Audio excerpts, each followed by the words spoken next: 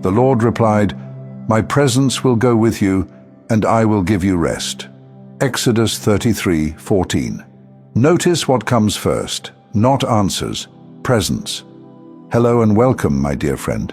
You know, not everything in your life has been solved through effort. Some of what lifted simply lifted. That knot in your chest loosened, and you didn't even realize it until you breathed fully for the first time in days.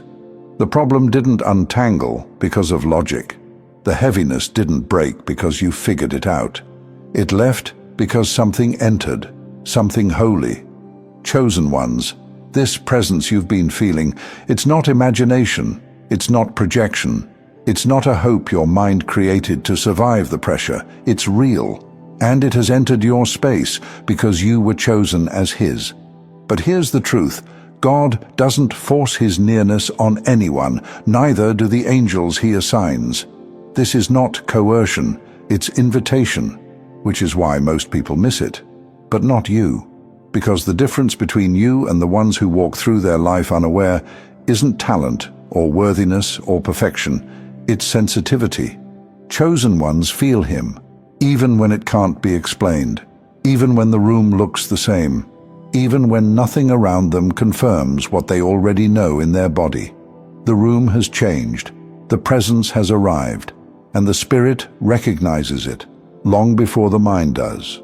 Still, it requires something from you, not performance or explanation, just letting go of the constant internal noise, letting the current of pressure slow down, letting the thoughts fall to the floor for a moment, and in that stillness, you begin to feel Him, not around you, in you, like every cell in your body suddenly knows it's being seen, watched over, covered. It's not a feeling you chase, it's a presence you welcome. But if you haven't felt Him yet, don't shame yourself. Don't make your spirit small for not catching something the first time it passed through. There are seasons when we bury our soul under too much noise, too many expectations, too many demands that push our inner knowing into silence. The presence is there, but we've been too interrupted to notice. And that's not failure, it's just fatigue. But listen closely. It's not late. You didn't ruin anything. The Holy Visitor doesn't measure your readiness. He waits, not to be proven, but to be acknowledged.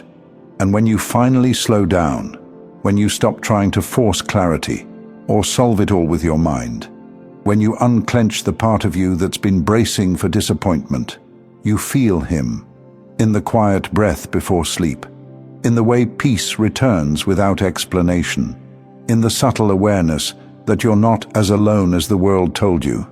That's not mood, that's not placebo, that's presence, and He's been in your house longer than you've realized. But here's the part that most don't talk about. We've all been there. Life piles up, the noise gets louder, and some days without realizing it, we start drifting from what's been right beside us. But please don't hear this as a rebuke. It's not that you stopped loving Him, it's just that you were surviving. And when you're in the middle of a storm, it's hard to see the stars. When we stop noticing Him, He doesn't pull away. He just waits, patiently, quietly, still covering us like He always has. Because love like His doesn't leave. It lingers. It protects even when it's not being pursued. And it whispers even when we've gone quiet. You've been walking past the sacred like it's furniture.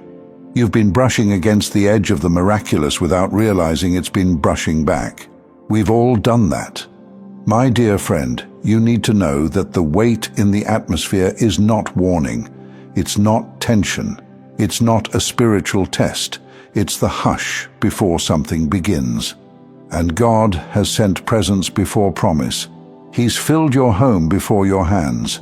He's sent watchers before instructions, because what you're stepping into next requires a level of divine accompaniment. So feel what's already here. Don't rush to understand it. Just pause long enough to let it surround you, and you'll realize you never had to find Him. He found you, long before you knew how to look, and He never left. That presence, it didn't arrive just to soothe you. It came to remind you. You don't have to figure everything out on your own anymore. You never really did. But you tried, didn't you? Tried to hold the details. Tried to read every sign perfectly. Tried to keep your timeline on track, your faith sharp, your doubts hidden, as if control could prove you were strong enough. But strength wasn't what summoned this presence. Surrender did. And if you let yourself loosen the grip just a little, you'll begin to see what he's already been doing on your behalf. That moment when peace returned without effort, that was not just you getting it together. That was your visitor handling what your mind couldn't carry anymore. You didn't strategize your way into that breath. You received it.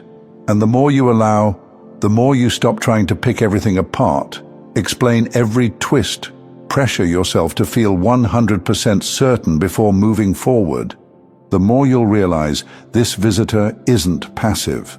He is active. He opens doors you didn't even know were locked. He closes ones you were too afraid to walk away from. He puts new thoughts in your mind, not chaotic ones, not loops, but still soft clarity that wasn't there 5 minutes ago. Let this settle in you. You're not behind. You're just tired sometimes from trying to lead what you were called to follow. You were never meant to be the driver in these situations, the manager, the forecaster of your own becoming. Your role is not to manufacture peace. It's to allow it, to give the wheel to the one who already knows the destination and the storm pattern on the way there. But giving up control doesn't mean doing nothing. It means trusting presence over pressure. When you feel the urge to fix something immediately, pause. When the anxiety comes knocking with a dozen imagined outcomes, don't answer right away. Just listen, because that divine visitor, the one who's been lingering in your home, walking beside your thoughts, hovering in the silence you thought meant absence, he's not here to observe, he's here to co-author.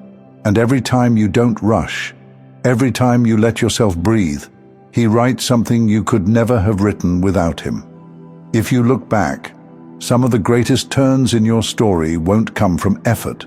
They'll come from permission. Permission to rest a little sooner, to question a little less, to stop overcorrecting yourself every time you feel uncertain. The presence is still there, and he's still working. You don't need to repeat your prayers 10 different ways to be heard. You don't need to prove you believe. You just need to relax into belief, even if it trembles. He's not fragile. Your doubt doesn't intimidate him. Your silence doesn't offend him. Your confusion doesn't delay him. In fact, when you let yourself rest, not give up, but rest, he speaks louder. And he does more with a moment of your stillness than you could with a year of panic. Don't miss this. Your visitor has already started repairing things behind your back. The conversation that softened, the email that came out of nowhere, the weight in your body that finally lifted after you said, "I'm done trying to carry this my way." That was not coincidence. That was covering. And it keeps happening every time you stop driving yourself into exhaustion. You don't need to orchestrate your own miracles. You just need to stop interfering with the ones already underway. Let him reinforce your faith in ways you didn't expect. Through a phrase someone says without knowing why it hits you. Through a memory that no longer hurts. Through a softness in your chest that says, "I'm still here, and this time, I'm staying." Hope is not something you conjure out of thin air. Hope is something God keeps breathing back into your lungs until you feel safe enough to believe again. That's what he's doing for you, this presence of God. He's reviving you, not through signs in the sky, but through signs in your body, your calm, your clarity, your return to trust. And maybe you're just now realizing this was never about earning answers. It was about sharing the weight. Now that the weight is being lifted, don't be so quick to put it back. This visitor didn't come for a conversation. He came for the steering wheel. Let him guide you. Let him feed you ideas you don't have to chase. Let him organize what looked scattered. Let him carry the parts of you you've hidden even from yourself.